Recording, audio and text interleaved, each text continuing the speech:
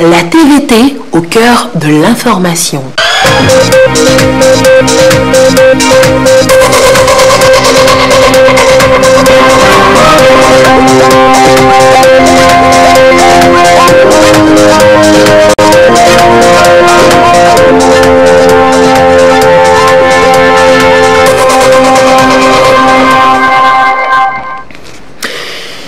Merci de votre attention dans l'actualité. Suite de la campagne de vulgarisation menée par le Conseil supérieur de la magistrature, 2 documents font l'objet de la tournée, la directive sur l'éthique et la déontologie du magistrat, puis le guide des droits et obligations du justiciable. Ce soir, l'étape de Théviers à suivre dans cette édition. Rencontre ce jeudi des acteurs impliqués dans la lutte contre le trafic des armes légères. Au cœur, le projet d'appui à la mise en œuvre du traité sur le commerce des armes pour les 2 prochaines années. Les précisions tout à l'heure. Et puis, les femmes à l'honneur, jeudi, jour apothéose de la célébration du 31 juillet, journée de la femme africaine. Nous irons à Kanté, vivre à l'événement autonomisation, épanouissement, santé restent les défis chaque jour à relever et pour toujours. Voilà, madame, monsieur, le sommaire. Bienvenue au 20h. Bonsoir à tous. D'abord, à la primature, l'entretien ce jeudi entre le Premier ministre Commissaire Classou et M. Don Clark, vice-président mondial du World Food Market. C'est une entreprise spécialisée dans la distribution de produits biologiques basée au Texas aux États-Unis et partenaire ici de l'ONG Alafia au Togo. L'entretien a donc porté sur ce partenariat et il était question justement de renforcer la collaboration. Voici d'ailleurs ce qu'il en dit, M. Don Clark, au sortir de l'audience.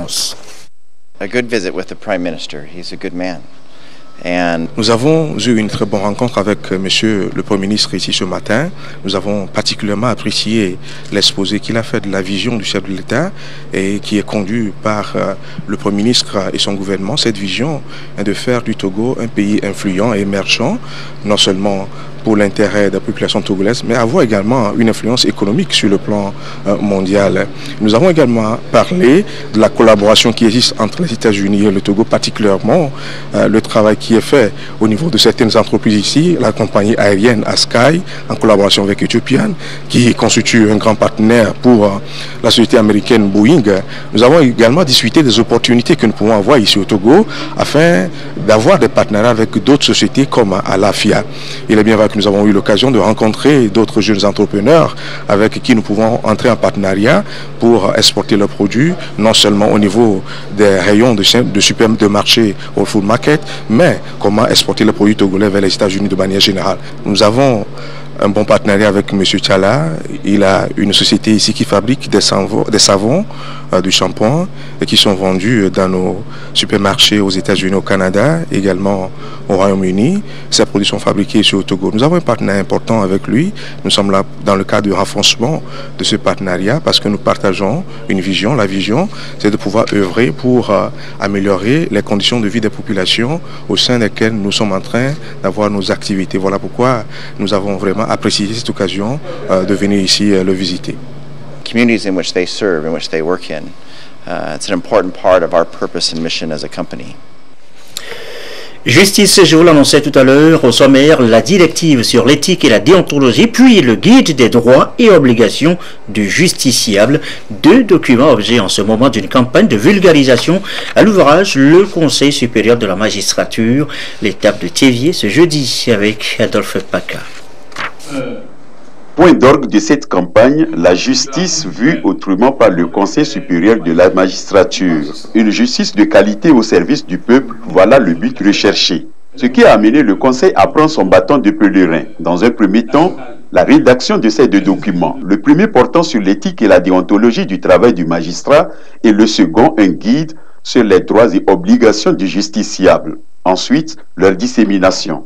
C'est un petit rappel aux magistrats qui doivent faire tout pour rester impartial, pour rester indépendant, juger selon la loi, respecter les règles déontologiques du métier de magistrat.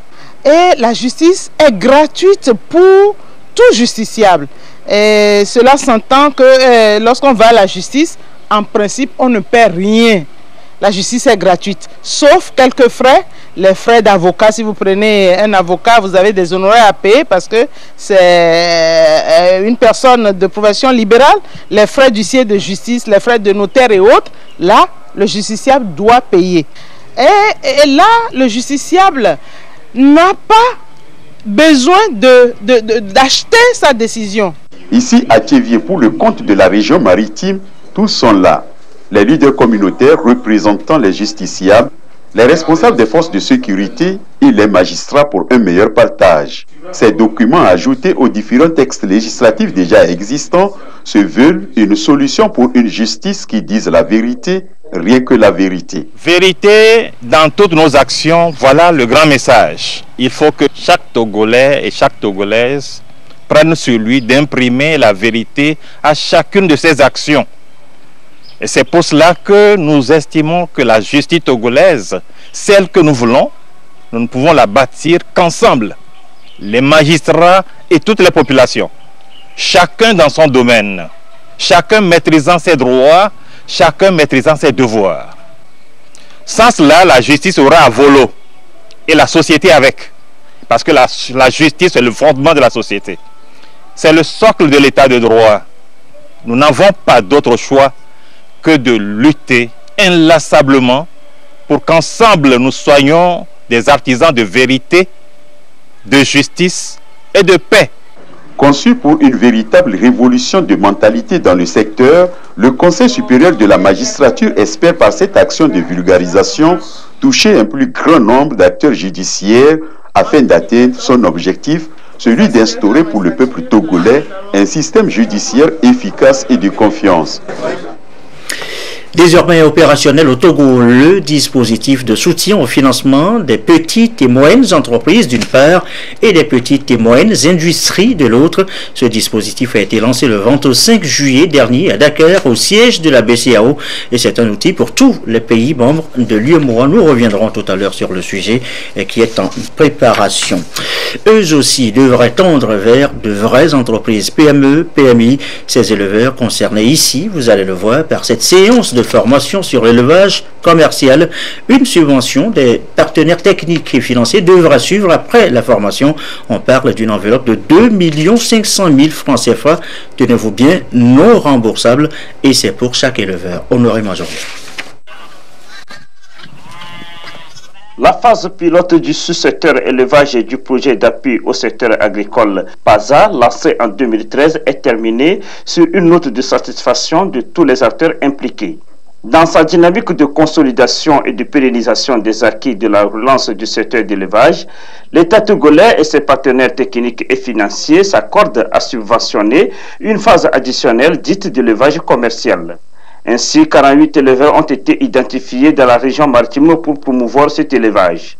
Après la sensibilisation, selon le manuel de sélection produit au niveau de la direction générale par tous les services compétents du ministère, ces éleveurs ont été enquêtés.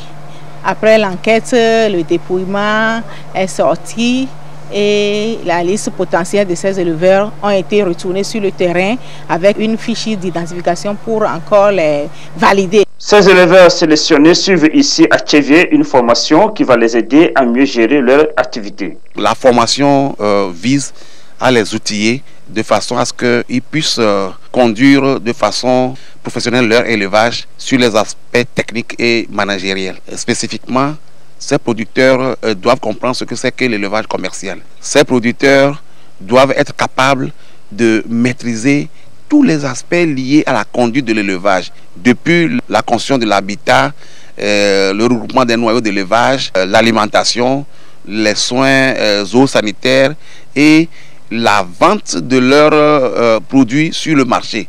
Et désormais, ceux qui ont été identifiés doivent être capables de conduire leur élevage de façon à tirer le maximum de revenus.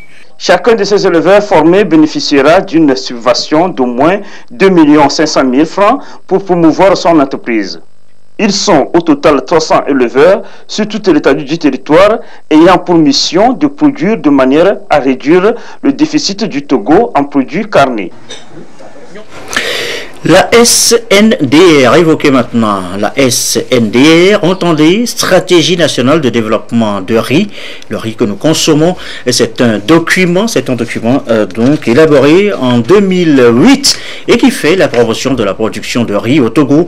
Toute la chaîne de valeur est concernée. Aujourd'hui, 10 ans après, il va sans dire, les choses ont évolué. Il va falloir donc réadapter, réactualiser ce document. Exercice ici de la coalition pour le développement de la riziculture en Afrique. Sonia Ménico ce matin à l'ouverture des travaux.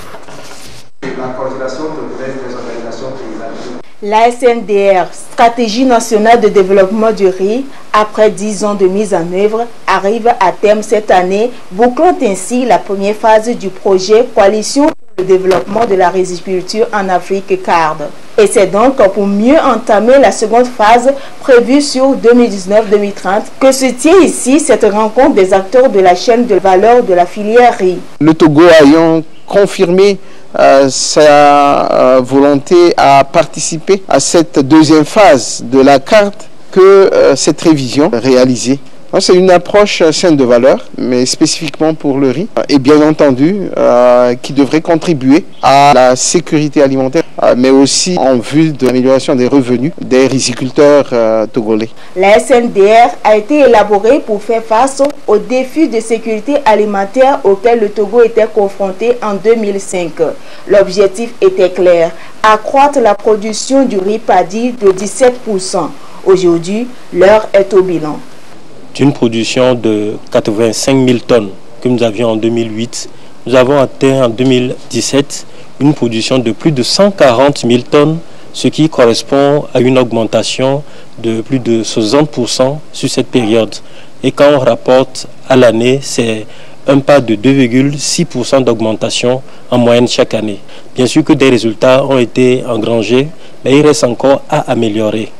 Et cela se traduit dans différentes politiques. Nous avons la politique agricole, nous avons aussi le plan national de développement et ces 4 fédérateurs traduisent la vision du chef de l'État qui consiste à faire de l'agriculture un secteur de poids pour contribuer à l'amélioration de l'économie nationale. Pour la mise en œuvre de la SNDR, le Togo a bénéficié de l'appui technique et financier de plusieurs partenaires dont la FAO, Africa Rice, la JICA, la Banque mondiale, le FIDA et la coopération japonaise.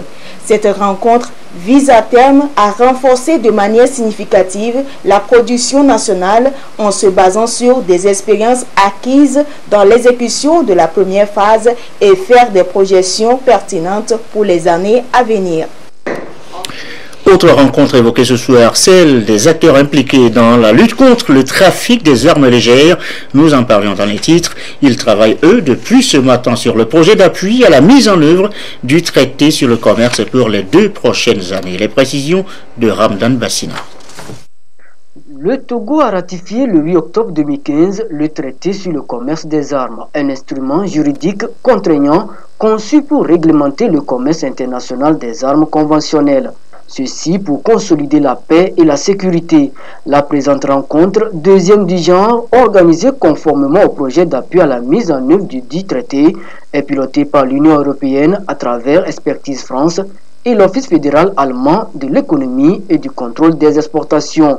Ensemble, ils vont définir et identifier les priorités nationales, trouver des mesures législatives et administratives pour le Togo en conformité avec le traité.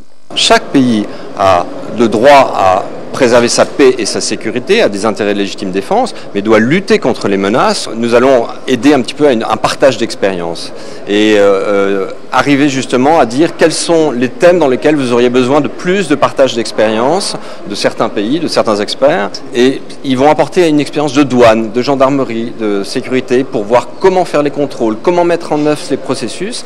Le Togo, à travers le ministère de la Sécurité, la Commission nationale de lutte contre la prolifération, la circulation et le trafic illicite des armes légères, se mobilise.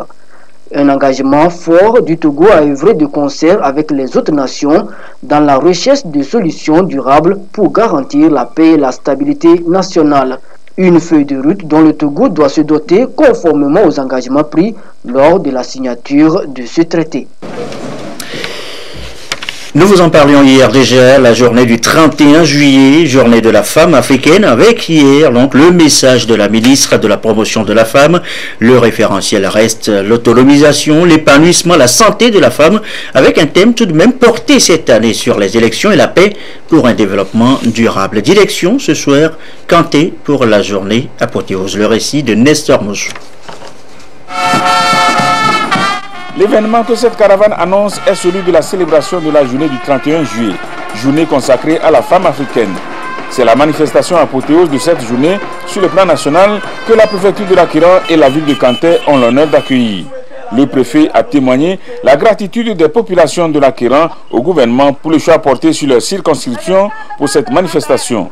Nsarima Mabida Douti en indiquant que cette célébration se déroule au moment où le pays abrite 3 grands sommets, s'est félicité du climat de paix dont jouit le Togo, paix sans laquelle rien n'est possible, a-t-il souligné. Le préfet a exhorté les populations togolaises à la culture de cette paix. Le maintien de la paix, une des préoccupations des plus hautes autorités du pays. Cette préoccupation se reflète d'ailleurs dans le thème retenu sur le plan national pour la célébration de la 56e journée de la femme africaine. Ce thème est intitulé « Femmes, élections et paix pour un développement durable ». Cette 56e édition de la journée de la femme africaine est célébrée afin d'éveiller la conscience des femmes et des communautés sur la participation des femmes dans tout le processus électoral. La présence des femmes à certaines étapes des préparatifs des élections peut aider à désamorcer certaines crises ou certains conflits. Au regard des crises dont est victime notre pays, la contribution de la femme à la cohésion nationale, à la promotion de la paix, à sa culture, se révèle indispensable, étant donné que c'est elle qui éduque, c'est elle qui conseille, c'est elle qui transmet beaucoup plus les valeurs morales. Les différents messages délivrés ont été bien retenus par les participants à cette célébration. S'il n'y a pas la paix, on n'aura pas le temps pour faire nos marchés, pour aller au champ et chercher de quoi nourrir nos familles. C'est pourquoi ce thème-là nous interpelle tous, que ce soit dans nos familles, nos quartiers, nos villages, nos cantons, que nous prônions la paix. Des disparités demeurent encore malgré les mesures et actions en faveur de la femme. Il est donc opportun d'intensifier la sensibilisation des femmes et des communautés afin d'atténuer le poids des clichés, stéréotypes et proverbes non favorables à la participation de la femme à la gouvernance publique. Au ministère de l'Action sociale et de la promotion de la femme, on indique que des séances de sensibilisation seront multipliées tout au long du mois d'août à cet effet. Élection, paix et développement bien sûr, mais l'autonomisation, l'épanouissement, la santé de la femme reste également, je vous le disais, le référentiel. Les organisations de défense des droits de la femme restent donc arc-boutées à ces défis à tout prix à relever. ULDAF Togo et Shop Togo sont toujours et sans relâche à la manœuvre. Kwasiglé de Douaré. La fistule obstétricale est l'une des maladies qui portent atteinte à la dignité, à l'intégrité et au bien-être de la femme. À cette 56e célébration de la journée de la femme africaine, ULDAF Togo a choisi un thème lié à cette maladie pour instruire les femmes sur les causes, les conséquences et les mesures de prise en charge de cette affection qui est l'une des séquelles graves d'un accouchement difficile. C'est lors de l'accouchement que survient souvent ce mal. Et souvent c'est par la césarienne et les grossesses précoces. Où certaines femmes, elles ont fait beaucoup d'enfants, peut-être c'est au dernier que le mal survient. Et c'est ça qui fait que le développement de la femme, au lieu de progresser, regresse d'année en année. Avec l'État togolais, toutes les associations partenaires travaillent pour que ce mal soit éradiqué, c'est-à-dire la fistule n'est pas une fatalité, on peut la guérir. Le thème national Femmes, élections et paix pour un développement durable veut impliquer davantage les femmes dans la gouvernance publique. La santé de la femme et de la jeune fille est l'une des priorités pour l'atteinte de ces objectifs. J'ai compris que quand je sais qu'il y a une femme qui souffre de cette maladie, je ne dois pas la renier. je dois l'approcher de moi, je dois chercher toute solution. Je dois m'approcher de Eshop Togo ou bien de UIDAF pour leur dire qu'il y a une femme ici afin qu'elle soit soignée. La journée de la femme africaine est instituée pour lutter contre l'ignorance, l'injustice, la réhabilitation de la femme dans sa dignité. Et il y a de cela plusieurs années que UIDAF Togo célèbre cette journée avec les femmes de Eshop à travers des sensibilisations et des campagnes réparatrices des femmes atteintes de la fissure obstétricale. Également dans l'actualité, l'information, nous y sommes justement, son traitement, la gestion des conflits, tout s'apprend, tout s'acquiert. Les journalistes évoquaient encore les outils nécessaires à cette école du traitement de l'information, rencontrée hier après-midi à la maison de la presse Salomé. Un reportage de Aïcha Zebrou et Clarisse Saticler. En matière de gestion de conflits, le journaliste a un rôle important à jouer. Il peut amplifier le conflit, mais s'il est sensibilisé et formé à la prévention et à la gestion des conflits, il a donc les outils nécessaires pour contribuer à son apaisement. À la maison de la presse, les hommes des médias sont entretenus sur la manière de traiter les informations relatives à la gestion des conflits pour ne pas tomber dans le sensationnel. La méthode préconisée est le SORA, situer, observer, réfléchir et agir. La méthode SORA, qui est la méthode de base pour notre institut, situer, observer, réfléchir, agir, constitue un socle spécifique autour duquel on peut gérer tout type de conflit parce qu'on prend le temps de le comprendre, de l'analyser, de voir les différents aspects de traiter ce conflit-là. Et c'est important de le faire. D'une part, ça permet d'aller plus en avant, ça permet de ne pas réagir, mais d'agir. Et ce que je pense que beaucoup auront retenu en partant de cette formation, c'est qu'il faut éviter de réagir, mais surtout d'agir. Parce que quand on réagit, on manque de temps de réflexion. Et quand on manque de temps de réflexion, on n'est pas efficace. Alors que quand on réfléchit, on pose des actes qui sont en conformité avec l'intérêt général. Et c'est ce vers quoi il faut aller. Grâce au mécanisme que nous avons développé avec la SORA, ça nous a permis de pouvoir nous positionner d'une manière neutre, d'une manière impartiale et surtout d'une manière encore plus professionnelle pour aborder les différents sujets qui sont soumis à notre appréciation. La communication en période de conflit doit être responsable, conforme à l'éthique et surtout dans un souci d'équilibre. L'exactitude des faits et l'impartialité doivent être de rigueur. La diffamation et les propos qui divisent sont à éviter. L'orateur a donc appelé les professionnels des médias à être des journalistes sensibles au conflit. Il est lui-même président de l'Institut international de gestion des conflits basé en France et en Côte d'Ivoire. Il est 20h23. L'actualité à l'étranger, en bref, le Zimbabwe d'abord avec les premières élections générales post-Mugabe. Les résultats sont attendus pour ce soir. Ils devraient même être en train d'être proclamés. Comme annoncé, le leader de l'opposition revendique la victoire. Ces élections ont été émaillées hier de violence dans le pays. En RDC, c'est fait. Jean-Pierre Bemba, officiellement candidat à la présidentielle à 5 mois maintenant du scrutin. L'ex-chef de guerre et ancien vice-président a déposé ce jeudi sa candidature pour briguer la succession du président Joseph Kabila. Il est rentré hier à Kinshasa après 11 ans, dont 10 passés en prison à La Haye pour crimes contre l'humanité avant d'être libéré. Cela dit, retour chez nous au Togo, on parle aussi politique avec la séance de formation qui continue pour les cadres UNIR, les cadres locaux. Séance ici, ce soir, dans le Cloto, puis dans le Zio. Augustin Kossi, Gérald Lagoudou pour le compte rendu. Cette rencontre marque un nouveau départ pour les militants du parti UNIR, Union pour la République, dans le Grand Cloto. Les délégués des différentes structures préfectorales, communales, cantonales et de villages du parti UNIR se sont retrouvés pour définir de nouvelles orientations afin d'asseoir les idéaux du parti UNIR dans la préfecture de Cloto. Et c'est l'ancien Premier ministre Célia Godi Aoumezounou qui a dirigé les débats axés notamment sur le rôle de chaque militant de Cloto dans le rayonnement du parti UNIR.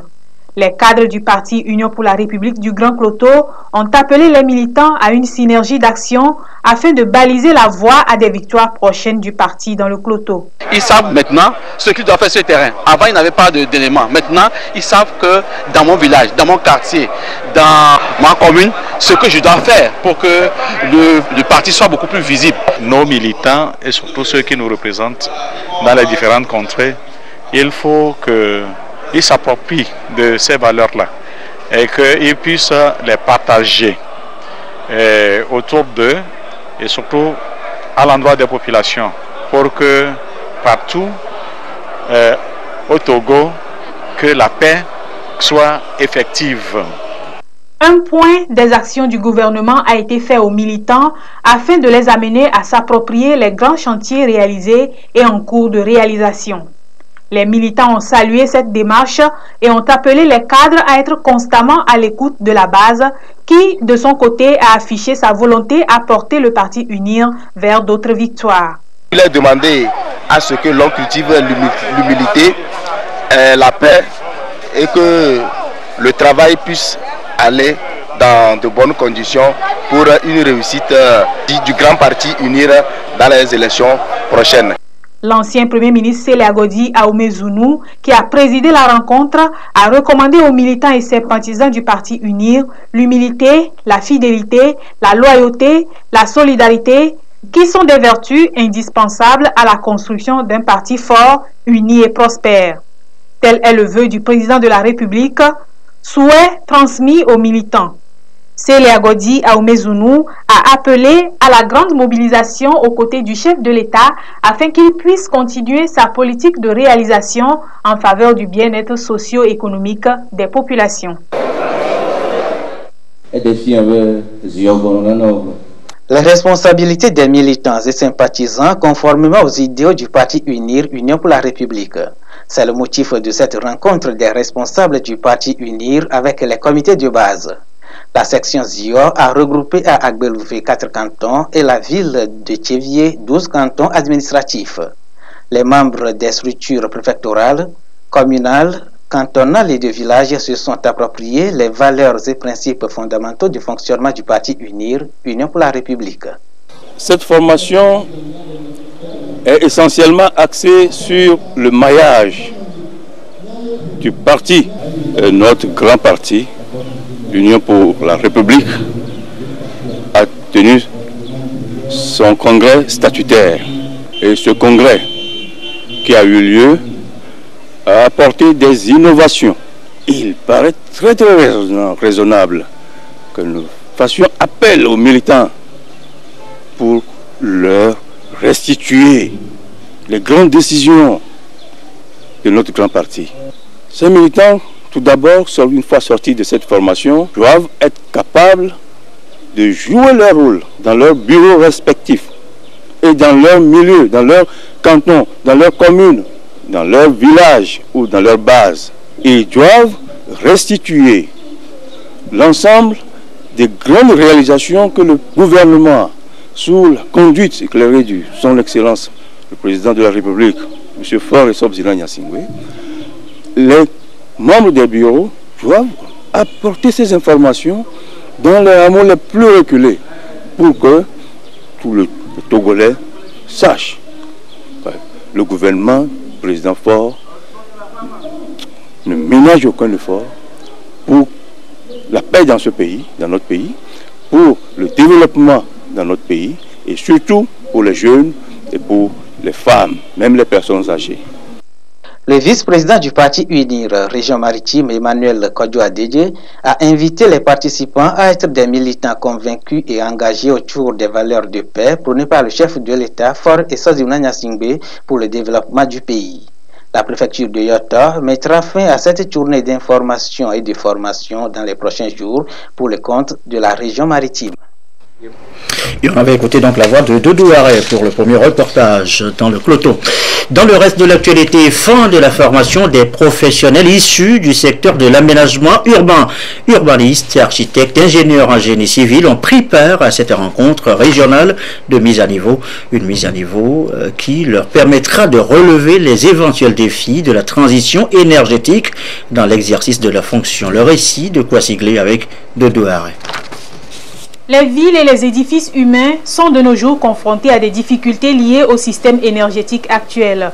La transition énergétique reste désormais un défi à relever pour les professionnels du secteur de l'aménagement urbain et du bâtiment.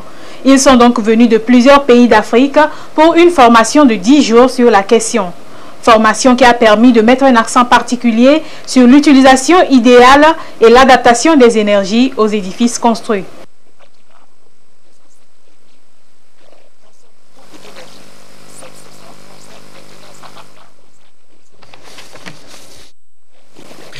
Et voilà, un petit souci de son, visiblement, donc sur ce sujet sur lequel nous reviendrons bien évidemment dans nos prochaines éditions.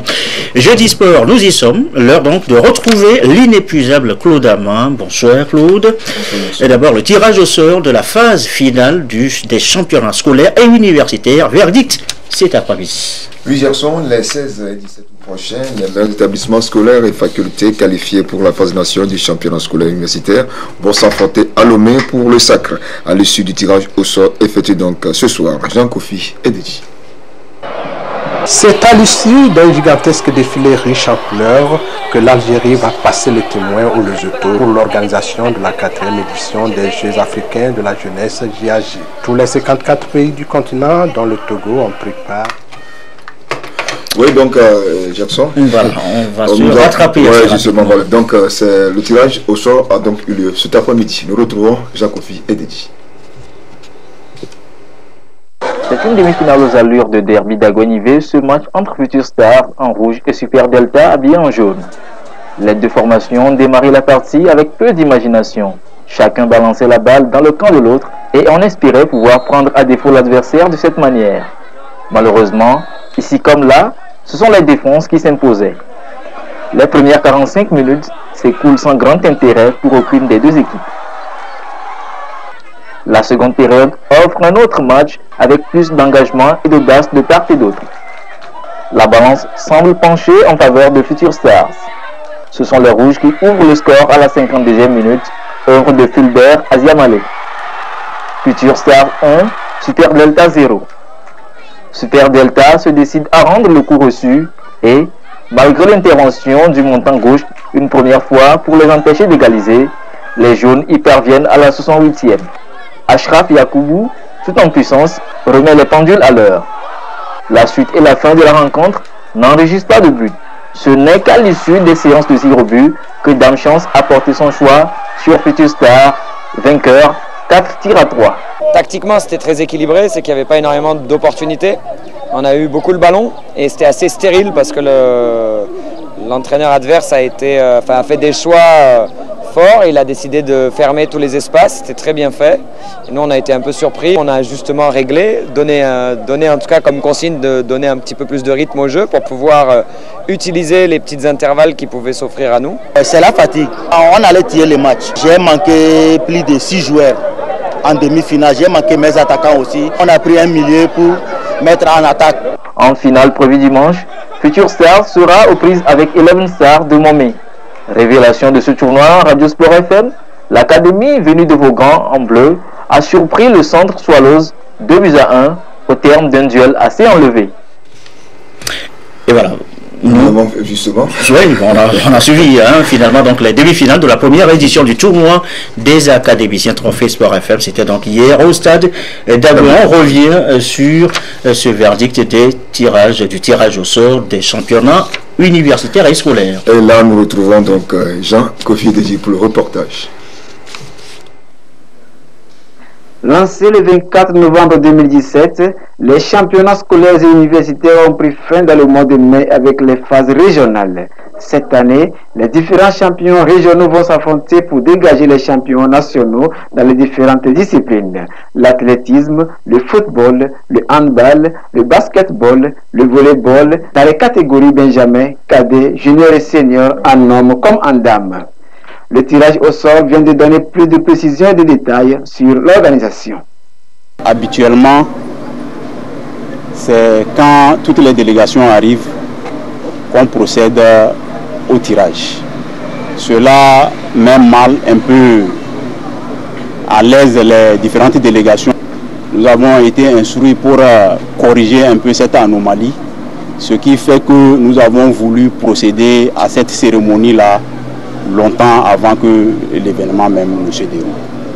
Vous arrivez à la phase nationale, c'est que vous avez déjà du talent. C'est que c'est la meilleure équipe de la région qui vient ici à Lomé pour les finales nationales. Donc je pense que ça devra être une véritable rivalité au niveau de toutes les régions. Et donc sur le plan technique, les techniciens vont affûter leurs armes pour que les équipes qui seront ici soient vraiment à la hauteur de la tâche qui les attend. À travers cette phase finale nationale des championnats scolaires universitaires, le ministère des Sports entend donner l'occasion aux talents de s'affirmer et de les promouvoir. L'objectif, c'est forcément de pouvoir aller à la base pour qu'il y ait aujourd'hui un bon vivier pour détecter des talents qui vont forcément remplacer ce que nous avons aujourd'hui comme épervier du Togo. Aussi bien en football que dans les autres disciplines. Cette cérémonie, c'était en toute transparence et je crois que les combinaisons sont de nature à offrir un beau spectacle comme on ne l'avait jamais vu. Nous sommes dans la phase des réformes dans tous les domaines. Le football, le sport en général d'ailleurs, doit être réformé. Et c'est dans cette perspective que le ministère des Sports prend aujourd'hui les choses en main et veut bien donner un nouvel élan à notre sport national. L'organisation de cette phase finale des championnats scolaires fait la fierté des différents encadreurs. C'est toute une joie pour moi que cette année, ce championnat niveau national ait lieu. Je viens de la préfecture de Penga. Les enfants viendront, le Nakies viendront connaître le lieu au moins. Frotter avec leurs camarades qui seront à Lomé. Donc je crois que c'est une satisfaction pour moi et je remercie les autorités pour avoir pensé à organiser cette phase nationale cette année. Cette phase finale nationale des 10 championnats aura lieu à Lomé les 16 et 17 août prochains. Oui, hier soir, voilà tout ce qu'on va pouvoir retenir de la part des sports. Ce soir, samedi, nous serons au rendez-vous de sport et détente. Merci beaucoup, Claude Amand. Merci. Quelques communiqués avant de refermer cette édition du soir. Communiqué du ministre de la Fonction publique, du Travail, de la Réforme administrative et du ministre de la Sécurité et de la Protection civile. Les candidats au concours direct de recrutement de la police nationale, session de mars 2018, dont vous pourriez consulter évidemment donc les noms dans le quotidien national Togo Presse, sont déclarés admissibles en additif. Communiqué donc des deux ministres. Et puis le gouvernement rappelle à la population togolaise que la traditionnelle opération Togo Propre du premier samedi du mois aura lieu ce samedi 4 août 2018 de 6h à 8h sur l'ensemble du territoire national.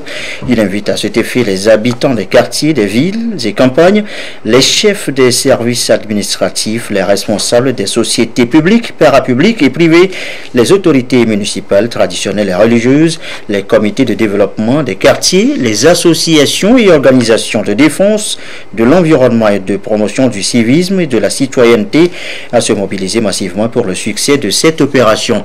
Les associations et groupes organisés qui désirent bénéficier de la couverture médiatique des organes de presse publique et de l'assistance technique de la NASAP sont priés de prendre la tâche avec les cadres de la direction de la formation civique joignable au 90 91 55 11 et puis au 99 46 30 27 et qui se chargeront de communiquer à ces services les lieux retenus pour les opérations de salubrité. Et ceci referme ce journal. Merci à vous qui nous suivez ce soir et particulièrement à Kanté dans le Dufelgou et toujours fidèlement. Belle soirée.